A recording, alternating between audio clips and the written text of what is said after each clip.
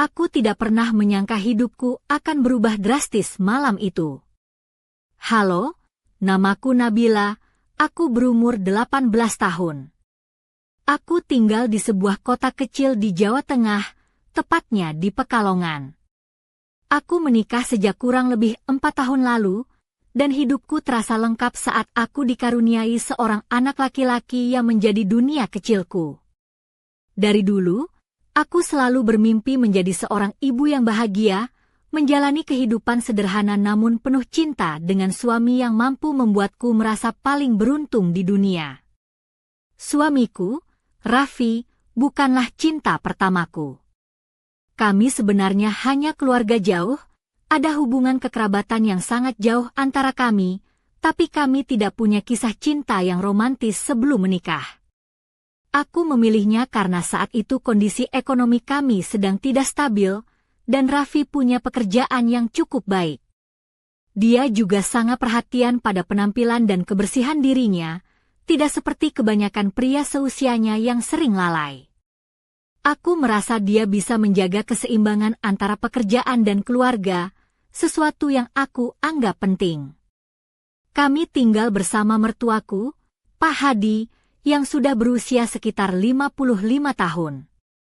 Beliau tinggal di rumah yang sama dengan kami, karena Pak Hadi adalah satu-satunya orang tua yang dimiliki Raffi setelah ibu mertuaku meninggal. Awalnya, setelah menikah, aku dan Raffi tinggal sendiri selama 10 hari di sebuah apartemen kecil agar kami punya waktu berdua sebagai pasangan baru. Namun, setelah itu aku menyarankan agar Pak Hadi ikut tinggal bersama kami karena apartemen kami cukup luas dan aku merasa kasihan jika Pak Hadi tinggal sendirian. Adik perempuanku, Mira, yang usianya 3 tahun lebih muda dariku, juga tinggal bersama kami. Setelah ayah kami meninggal setahun lalu, aku tidak ingin Mira tinggal sendiri. Raffi setuju dan bahkan mendukung keputusan itu. Dia memperlakukan Mira seperti adiknya sendiri, dan aku merasa sangat bersyukur karena aku tidak perlu khawatir tentang adikku. Pak Hadi juga sangat baik pada kami berdua, selalu memperlakukan kami seperti anak-anaknya sendiri. Meski Pak Hadi usianya sudah tidak muda lagi, dia tetap sehat dan aktif. Dia menjaga pola makan dengan ketat, hanya mau makan masakan buatan aku atau Mira, dan rajin berolahraga setiap pagi.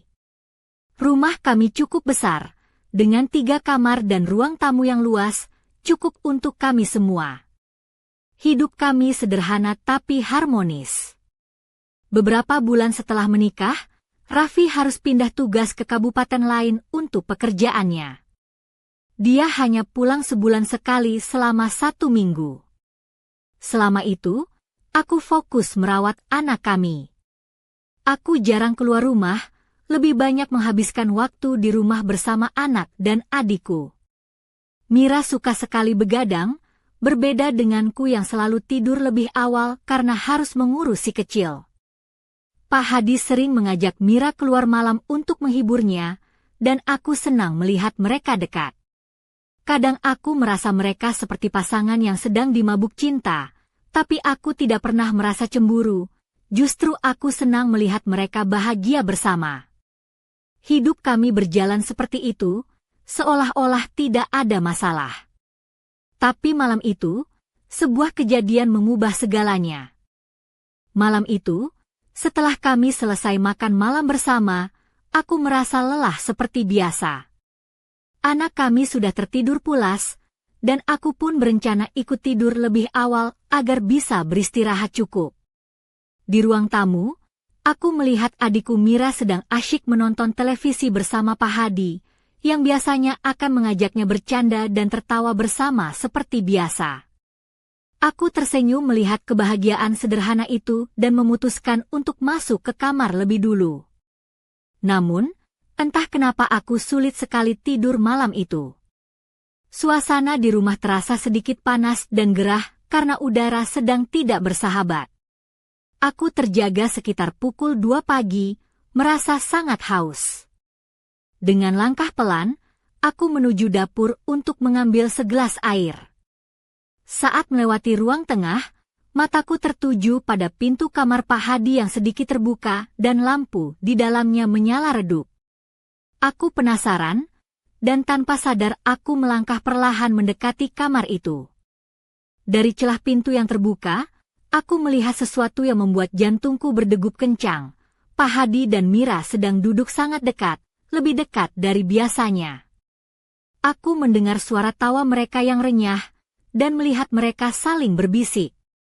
Ada keintiman yang tak biasa di antara mereka, sebuah kehangatan yang selama ini aku kira hanya sebatas perhatian biasa seorang ayah kepada keponakannya. Aku terdiam, bingung dan tidak tahu harus berbuat apa. Perasaan campur aduk memenuhi hatiku. Aku merasa sedih sekaligus lega, karena mereka tampak bahagia, tapi di sisi lain aku merasa ada sesuatu yang salah. Aku ingin memanggil mereka, namun suaraku seakan terperangkap di tenggorokan. Aku hanya bisa berdiri di sana, diam-diam mengamati. Setelah beberapa menit, Pak Hadi menyadari kehadiranku. Ia mengangkat tangan dengan isyarat agar aku tidak berbicara terlalu keras. "Nabila, jangan panik," katanya pelan. "Aku akan menjelaskan semuanya nanti. Mira juga akan bicara denganmu." Suaranya tenang, tapi ada kesedihan yang tersembunyi di balik kata-katanya. Aku menarik nafas dalam-dalam, mencoba menenangkan diri. Mira pun keluar dari kamar, wajahnya sedikit memerah tapi tersenyum lembut. "Kak, jangan marah ya. Ini bukan seperti yang kakak kira," katanya sambil menggenggam tanganku. Aku masih bingung, tapi aku berusaha membuka hati untuk mendengarkan. Malam itu, aku belajar bahwa kenyataan seringkali tidak sesuai dengan yang terlihat, dan aku harus siap menghadapi apapun yang akan terjadi selanjutnya. Namun, aku tidak pernah menyangka bahwa babak baru dalam hidupku akan segera. Malam itu, setelah Mira menarik tanganku keluar dari kamar Pak Hadi, aku masih terpaku di ruang tamu. Hatiku berdebar tak karuan, campuran antara bingung, khawatir dan penasaran. Aku mencoba memahami apa yang baru saja kulihat, tapi pikiranku berkelana ke berbagai kemungkinan. Bagaimana bisa Pak Hadi, yang selama ini aku anggap seperti ayah kedua, dan adikku yang aku sayangi begitu dekat dalam cara yang jauh dari kata biasa? Mira duduk di sebelahku, wajahnya memancarkan keteguhan yang aneh. "Kak, aku tahu ini sulit dipercaya, tapi aku dan Pak Hadi sudah lama merasakan sesuatu yang istimewa," katanya lirih. Aku terpana. "Apa maksudmu, Mira? Ini bukan hal yang biasa, kan?" Tanyaku dengan suara gemetar. Dia mengangguk. Aku juga awalnya takut dan bingung, tapi perasaan itu tumbuh perlahan. Kami berdua merasa nyaman dan bahagia saat bersama, dan aku yakin ini bukan salah satu dari yang orang lain pikirkan. Kami tidak ingin menyakiti siapapun. Aku menghela napas panjang, mencoba menerima kata-katanya, namun ada bagian dalam diriku yang masih menolak untuk percaya. Pak Hadi masuk ke ruang tamu dengan langkah tenang, wajahnya penuh keseriusan tapi juga kelembutan. "Nabila, aku tahu ini berat untukmu," ujarnya pelan. "Tapi aku mencintai Mira bukan hanya sebagai keponakan. Perasaan ini tumbuh dengan tulus dan aku ingin kita semua bisa jujur dan terbuka." Aku terdiam, mencoba menangkap setiap kata yang keluar dari mulutnya. Rasa bingung dan takut mulai berubah menjadi perasaan lain, sebuah ketegangan yang mendalam. Aku bertanya-tanya bagaimana suamiku, Raffi, yang sedang bekerja jauh di kabupaten lain, akan merespon jika mengetahui ini. Bagaimana juga dengan hubungan kami sekeluarga? Aku merasa seperti terjebak di persimpangan jalan yang gelap, tanpa tahu kemana harus melangkah. Malam itu, aku dan mereka bertiga duduk berjam-jam, berbicara dari hati ke hati. Mereka menceritakan perjalanan perasaan yang selama ini terpendam, berusaha meyakinkan aku bahwa tidak ada niat jahat di balik semuanya. Aku mencoba untuk tetap tenang, tapi pikiranku terus berputar. Semua yang aku impikan tentang keluarga yang harmonis tiba-tiba terasa rapuh. Namun, di dalam kekacauan itu, aku merasakan satu hal yang aneh. Kebahagiaan Mira yang tulus dan ketulusan Pak Hadi yang selama ini aku hormati. Aku pun pura-pura bertanya-tanya, apakah yang aku lihat malam itu benar-benar akhir atau justru awal dari sesuatu yang baru? Waktu terus berjalan, tapi malam itu seperti terhenti dalam ingatanku. Setelah pembicaraan panjang dengan Pak Hadi dan Mira, aku berusaha mengumpulkan keberanian untuk menerima kenyataan yang tak pernah terbayangkan sebelumnya. Namun, semakin aku mencoba berpikir jernih, semakin rumit perasaanku. Hari-hari setelah malam itu berlalu dengan ketegangan yang tak terlihat. Aku menjalani rutinitas, merawat anak kami, dan menjaga hubungan dengan suamiku yang masih sering bertugas di luar kota. Namun, dalam hatiku, ada pergolakan yang sulit diungkapkan. Aku mulai menyadari bahwa apa yang terjadi bukan sekadar masalah biasa, melainkan sebuah dilema yang menguji batas pengertian dan keikhlasan. Pak Hadi dan Mira tetap berusaha menjaga komunikasi terbuka denganku. Mereka tidak menyembunyikan apapun dan selalu berusaha meyakinkanku bahwa hubungan mereka adalah sesuatu yang tulus dan penuh rasa hormat. Aku pun mencoba untuk tidak menghakimi, tapi kadang aku terjebak dalam rasa cemburu dan kebingungan yang mendalam. Suamiku, Raffi, yang selama ini menjadi sandaran hatiku, tetap tak tahu apa-apa. Aku merasa bersalah menyembunyikan hal ini darinya, tapi aku juga takut jika kebenaran terungkap, semuanya akan hancur. Aku mencoba menyimpan rahasia ini, berusaha menjaga keseimbangan di antara semua pihak. Mira, yang biasanya ceria dan bebas, mulai berubah. Dia terlihat lebih pendiam dan sering menghindari kontak mata. Aku tahu dia juga merasakan beban yang sama.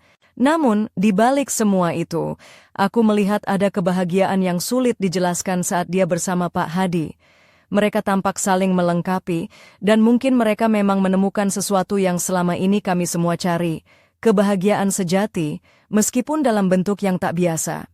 Aku sering terjaga di malam hari, memikirkan apa yang harus kulakukan. Apakah aku akan menerima keadaan ini? Ataukah aku harus mengambil langkah tegas untuk menyelamatkan keluargaku? Semua pertanyaan itu menggantung tanpa jawaban pasti, dan yang paling membuatku takut, aku mulai menyadari bahwa kejutan terbesar belum datang. Ada sesuatu yang lebih besar dan lebih rumit menanti di depan, sesuatu yang bisa mengubah segalanya secara dramatis. Aku hanya bisa menunggu, mencoba bertahan dan berharap aku cukup kuat untuk menghadapi apapun yang akan terjadi. Seiring waktu, suasana di dalam rumah mulai berubah, meskipun kami berusaha mempertahankan keseimbangan. Namun, ada kejadian yang tak bisa kuabaikan lagi. Suatu sore, saat aku sedang menyiapkan makan malam di dapur, aku mendengar suara-suara bisik-bisik dari ruang tamu. Aku melongok tanpa sengaja dan melihat Mira dan Pak Hadi sedang berbicara serius. Wajah Mira terlihat cemas, sementara Pak Hadi tampak tegas namun lembut. Aku memutuskan untuk tidak mengganggu mereka saat itu, tapi hatiku berdebar keras. Entah mengapa, aku merasa ada sesuatu yang akan terjadi, sesuatu yang lebih dari sekadar hubungan mereka berdua. Ada rasa takut yang perlahan merayap masuk, seolah-olah badai besar sedang mendekat. Malamnya, aku mencoba mengobrol dengan Mira, berharap bisa mendapatkan sedikit kejelasan. Tapi dia hanya tersenyum samar dan berkata, "Kak, aku tahu ini berat, tapi aku dan Pak Hadi sedang berusaha menemukan jalan terbaik untuk semua." Kata-katanya membuatku semakin bingung dan tak tenang. Di sisi lain, aku mulai melihat perubahan sikap Pak Hadi. Dia yang biasanya hangat dan penuh perhatian, kini semakin tertutup. Bahkan, ada saat-saat dia terlihat gelisah saat berbicara denganku. Aku mencoba bertanya, tapi jawabannya selalu menghindar. Suamiku, Raffi, masih tetap sibuk dengan pekerjaannya di luar kota. Kami hanya bisa berkomunikasi lewat telepon, dan aku merasa semakin jauh darinya. Aku takut jika semua rahasia ini terungkap, keluarga kecil kami akan hancur berkeping-keping.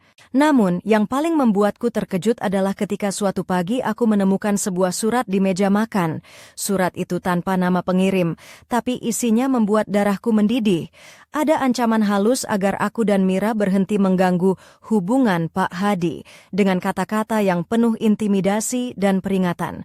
Aku tak tahu harus berbuat apa. Aku merasa terjebak dalam situasi yang rumit dan berbahaya. Aku mulai bertanya-tanya, apakah aku benar-benar mengenal orang-orang terdekatku? Dan yang paling menakutkan, aku mulai merasakan bahwa ada kekuatan gelap yang mengintai di balik semua ini, sesuatu yang siap menghancurkan hidupku kapan saja. Ketegangan semakin memuncak, dan aku tahu bahwa badai besar itu sudah di depan mata. Aku harus kuat, tapi aku juga tahu, satu langkah salah saja bisa menghancurkan segalanya. Apa yang akan kulakukan? Aku masih mencari jawabannya, tapi waktu tidak berpihak padaku. Malam itu aku duduk termenung di sudut kamar, surat ancaman itu masih tergenggam erat di tanganku. Rasanya seperti ada beban berat yang menekan dadaku, membuat napasku sesak dan pikiranku kacau. Aku mencoba mengingat kembali siapa yang mungkin mengirim surat itu, tapi semua orang di sekitarku tampak biasa saja dan tak ada yang menunjukkan gelagat mencurigakan. Namun, aku yakin ancaman ini bukanlah isapan jempol belaka. Aku menatap keluar jendela, melihat lampu-lampu kota Pekalongan yang berkelap-kelip, seolah berusaha menenangkan hatiku yang gelisah. Dalam hatiku, aku berjanji akan melindungi adikku dan keluargaku dari segala bahaya, meskipun aku sendiri belum tahu bagaimana caranya. Hari-hari berikutnya terasa seperti berjalan di atas pecahan kaca. Pak Hadi semakin tertutup dan sering menghilang tanpa kabar. Mira, meski berusaha tegar, wajahnya semakin pucat dan sering termenung sendirian. Aku berusaha menjadi penopang bagi mereka, walaupun hatiku sendiri rapuh. Suamiku, Raffi, masih jauh di sana, tak tahu sedikit pun tentang badai yang sedang menerpa keluargaku. Kami hanya bisa berbicara lewat telepon, dan aku berusaha menyembunyikan segala kegelisahan agar dia tidak khawatir. Namun, aku takut suatu saat rahasia ini akan terbongkar dan menghancurkan semua yang telah kami bangun. Suatu malam, saat aku sedang membersihkan meja makan, aku menemukan sebuah amplop putih yang tidak kukenali. Aku membuka amplop itu dengan hati-hati dan membaca pesan singkat di dalamnya. Jika kau ingin keluargamu tetap utuh, jangan pernah mencoba mengungkap kebenaran. Pesan itu membuat darahku membeku, siapa yang mengawasi kami, dan apa sebenarnya rahasia besar yang tersembunyi di balik semua ini. Ketakutanku berubah menjadi tekad. Aku harus mencari tahu siapa dalang di balik ancaman ini, dan mengungkap kebenaran, meskipun itu berarti menghadapi kenyataan yang paling gelap sekalipun. Namun, aku juga sadar, langkahku ini bisa membawa konsekuensi yang lebih besar. Apakah aku siap untuk menghadapi apa yang akan kutemukan? Suara hati kecilku berbisik. Waktu terasa berjalan lambat, tapi ketegangan di dalam rumah kami semakin memuncak. Setelah menerima pesan ancaman itu, aku mulai lebih waspada. Setiap langkah Pak Hadi dan Mira aku perhatikan dengan seksama, mencoba membaca tanda-tanda apapun yang bisa membantuku mengungkap misteri ini. Suatu sore, aku tidak sengaja melihat Mira sedang berbicara lewat telepon dengan suara yang pelan sekali. Aku mendekat tanpa mereka sadari dan mendengar potongan pembicaraannya membuat darahku berdesir. Jangan sampai ibu tahu, nanti semuanya berantakan. Suara Mira terdengar cemas dan ketakutan. Hatiku hancur mendengar itu. Aku tahu dia sedang dalam tekanan besar, dan aku merasa bersalah karena selama ini tidak bisa melindunginya dengan baik. Namun, aku juga mulai sadar bahwa ada sesuatu yang jauh lebih gelap dari yang aku bayangkan, sesuatu yang melibatkan orang-orang yang selama ini aku percayai.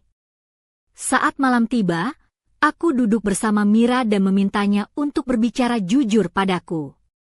Dengan air mata berlinang, dia mengaku bahwa ada seseorang yang memaksa mereka untuk merahasiakan hubungan ini, bahkan mengancam keselamatan kami jika kami membuka mulut.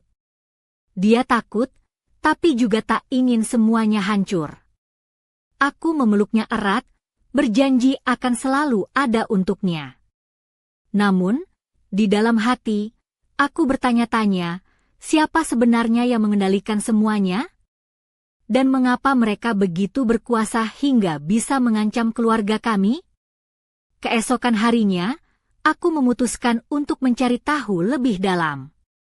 Aku mulai menghubungi beberapa kenalan suamiku dan Pak Hadi, mencoba mencari tahu apakah ada masalah tersembunyi yang selama ini tidak pernah aku ketahui. Namun, semua jawaban yang kudapat hanya samar dan penuh rahasia.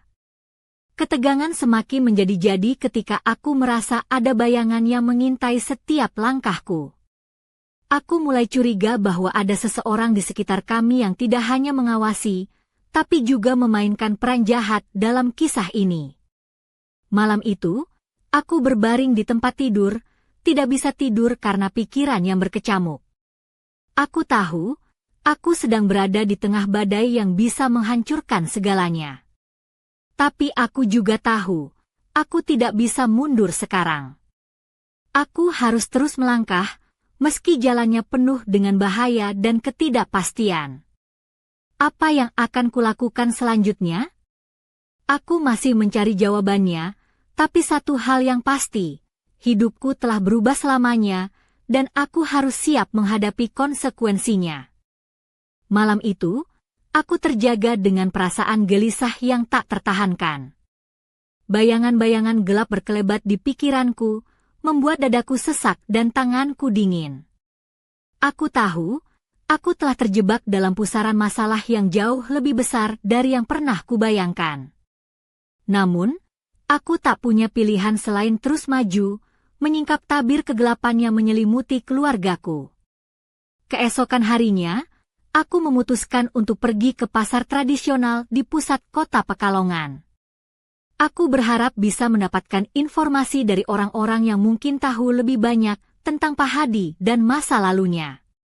Di antara hiruk-pikuk pedagang dan pembeli, aku bertemu dengan seorang wanita tua bernama Busari, yang dulu pernah bekerja sebagai pembantu di rumah Pak Hadi sebelum menikah.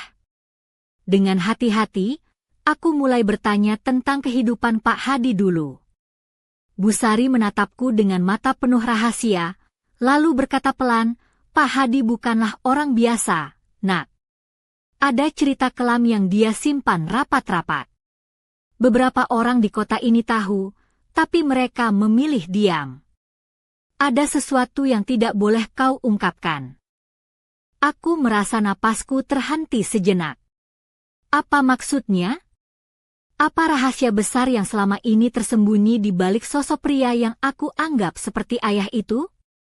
Busari melanjutkan, dulu, ada sebuah insiden yang melibatkan keluarganya. Banyak yang terluka dan ada yang hilang. Setelah itu, Pak Hadi berubah menjadi pribadi yang sangat tertutup dan waspada. Aku rasa ancaman yang kau terima itu ada hubungannya dengan masa lalunya. Aku terdiam, mencoba mencerna semua informasi itu. Rasanya seperti aku sedang menggali lubang gelap yang tak berujung. Tapi aku tahu, aku tak bisa mundur sekarang. Aku harus mencari kebenaran, walau itu berarti berhadapan dengan bahaya yang mengintai. Setelah berbicara dengan Busari, aku pulang dengan pikiran yang berputar-putar.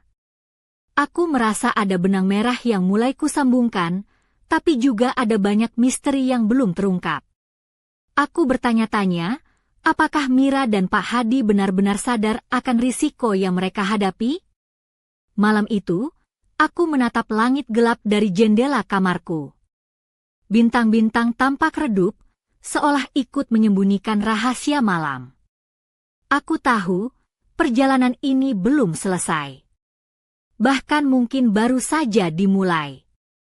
Apa yang akan terjadi jika kebenaran itu benar-benar terungkap? Apakah aku siap menghadapi semua konsekuensinya? Aku hanya bisa berharap, suatu saat nanti, semua teka-teki ini akan menemukan jawaban yang membawa kedamaian bagi kami semua. Namun untuk sekarang, aku harus bertahan dan bersiap. Malam itu, aku duduk termenung di depan jendela kamar kami, menatap langit gelap yang dipenuhi awan tebal. Hati dan pikiranku kacau balau. Kata-kata Busari masih terngiang di telingaku, membawaku pada bayangan masa lalu Pak Hadi yang penuh misteri dan kegelapan. Aku tahu, aku tengah berdiri di ambang pintu sebuah rahasia besar yang bisa meruntuhkan segala yang kami bangun selama ini. Keesokan harinya, aku mencoba mengumpulkan keberanian untuk bertanya langsung pada Pak Hadi. Saat kami duduk di ruang tamu, aku menatap matanya yang biasanya penuh kehangatan, kini menyimpan sesuatu yang sulit dipecahkan. "Pak Hadi, aku dengar ada sesuatu dari masa lalu Bapak yang belum pernah diceritakan?" Suaraku pelan, berusaha tetap tenang. "Aku ingin tahu, agar aku bisa memahami semuanya." Pak Hadi terdiam sejenak, lalu menarik napas panjang. "Nabila, ada hal-hal yang memang lebih baik tetap disimpan. Tapi aku percaya padamu, dan aku akan jujur. Dulu, keluargaku pernah mengalami tragedi besar yang mengubah segalanya. Ada pertikaian dan kehilangan yang tak pernah bisa kulupakan. Aku mendengarkan dengan seksama, merasakan beban berat yang selama ini dipikulnya. Masa lalu itu membawa risiko, dan aku harus melindungi orang-orang yang kucintai, termasuk Mira. Itu sebabnya aku berhati-hati dan terkadang terlihat tertutup. Aku mengangguk pelan, mulai memahami bahwa keterbukaan ini adalah langkah pertama menuju penyembuhan. Namun, rasa takutku belum hilang. Tragedi masa lalu itu seperti bayangan gelap yang siap menerkam kapan saja. Beberapa hari kemudian, ketegangan di rumah semakin terasa. Mira semakin sering menghindar dan Pak Hadi semakin jarang berbicara. Aku pun mulai merasa terisolasi, seolah hidupku berubah menjadi labirin tanpa jalan keluar. Suatu malam aku mendengar suara langkah kaki berat di luar kamar kami. Aku membuka pintu perlahan dan melihat sosok samar yang bergerak di lorong. Jantungku berdegup kencang. Siapa itu? Apa maksud kedatangannya tengah malam? Sosok itu mendekat dan aku bisa melihat wajahnya jelas di bawah cahaya remang. Ternyata itu seseorang yang tak pernah kuharapkan, Raffi, suamiku. Dia pulang lebih awal dari jadwal, membawa ekspresi serius dan matanya penuh kecemasan. "Mengapa kau tidak memberitahuku?" tanyanya dengan suara bergetar. "Apa yang sebenarnya terjadi di sini, Nabila?" Aku menatapnya, merasa dunia seakan runtuh di hadapanku. Semua rahasia, semua kebohongan, kini berada di ambang terbongkar. Aku tahu, hidupku tidak akan pernah sama lagi. Dan di saat itulah, aku sadar bahwa badai yang selama ini kuhadapi baru saja mencapai puncaknya. Rahasia yang kusembunyikan, cinta yang terlarang, dan ancaman yang menghantui, semuanya akan menguji kekuatan kami sebagai keluarga. Apa yang akan terjadi selanjutnya? Apakah kami bisa melewati badai ini bersama? Aku hanya bisa berdoa, sambil Aku berdiri terpaku, menatap suamiku, Raffi, yang baru saja muncul di depan pintu kamar dengan wajah penuh kecemasan dan pertanyaan yang tajam. Suasana di rumah yang selama ini terasa cukup tenang kini berubah menjadi ladang api yang siap membakar segala hal di sekitarku. Aku tahu, saat ini adalah titik balik yang tak bisa aku hindari. Raffi melangkah masuk dan duduk di sofa dengan tatapan penuh amarah dan kebingungan. "Nabila, kenapa kau tidak pernah bilang apa-apa padaku? Apa yang sebenarnya terjadi di rumah ini selama aku jauh?" Suaranya bergetar, campuran antara marah dan sakit hati. Aku merasa seolah seluruh dunia runtuh di pundakku. Aku mencoba mengumpulkan kata-kata, tapi suaraku serak dan air mataku mulai mengalir. Aku takut, Raf. Aku takut kehilanganmu, takut keluarga kita hancur. Tapi ada sesuatu yang harus kau tahu. Sesuatu yang selama ini ku sembunyikan karena aku tidak tahu bagaimana menghadapinya, jawabku dengan suara lirih. Raffi menatapku dengan mata yang berkilat, seolah mencari kejujuran dalam setiap kata yang kuucapkan. Aku pun mulai menceritakan semua yang terjadi, hubungan Mira dan Pak Hadi, ancaman yang datang, rahasia masa lalu yang belum terungkap, dan rasa takut yang membelenggu hatiku selama ini. Dia terdiam, menyerap semua yang kudengar. Setelah beberapa saat, dia menarik napas panjang dan berkata, "Ini jauh lebih rumit dari yang kubayangkan. Tapi aku tidak akan meninggalkanmu, Nabila. Kita harus hadapi ini bersama." Namun, di balik kata-katanya yang tenang, aku melihat bayangan ketidakpastian dan kekhawatiran yang mendalam. Kami berdua tahu, jalan ke depan tidak akan mudah. Ada banyak luka yang harus disembuhkan dan banyak rahasia yang harus diungkap. Malam itu, kami duduk bersama di ruang tamu, merencanakan langkah selanjutnya. Aku merasa ada sedikit harapan, tapi juga ketegangan yang tak terelakkan. Aku bertanya-tanya, apakah keluarga kami bisa bertahan dari badai yang datang bertubi-tubi ini? Ataukah semuanya akan hancur berkeping-keping? Dan di tengah semua itu, aku menyadari satu hal yang paling menakutkan. Ada seseorang yang selalu mengawasi kami, seseorang yang tidak ingin rahasia ini terbongkar. Apakah kami siap menghadapi musuh yang tersembunyi itu? cerita kami belum berakhir. Justru, inilah awal dari babak baru yang penuh misteri dan ketegangan. Aku harus kuat, bukan hanya untuk diriku sendiri, tapi juga untuk keluargaku yang kucintai. Karena di balik segala kegelapan, aku masih percaya bahwa cahaya akan datang pada waktunya.